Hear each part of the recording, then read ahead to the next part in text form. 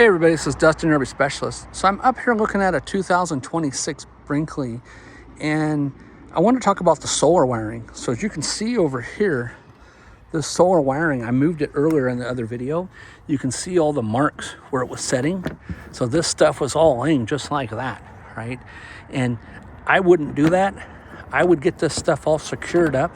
You could even pin it to the bottom of this guy, or you could embed it in some sealant. Now when we push it back up there, the only problem is you can see the pine needles and stuff here, and you see how this side's already coming out. So what if the wind and this guy just, dangle down, and then your awning catches it, you don't notice it, and it rips the solar wiring, right? So I would do something different with that, but that's just me. So make sure you're checking your solar wiring and your ports and stuff, and make sure that if you can hide them, like, oh, that one looks really loose too. Oh no, yeah, well, looks like it's loose because it's been moving around. But anyways, I would get these covered.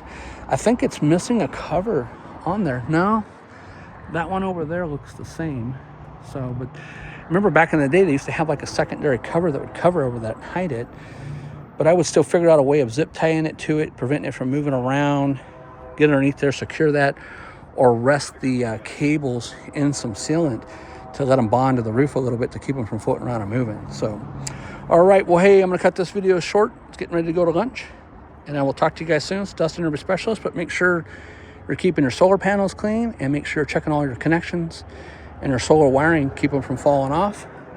Make sure you're checking all your mounting hardware and bolts, and make sure make sure there's nothing's like snagged up underneath there, or that you don't have any wasp nests or bee nests or anything underneath there doing damage. So, all right, everybody, stay tuned for more. This is Dustin, RV Specialist.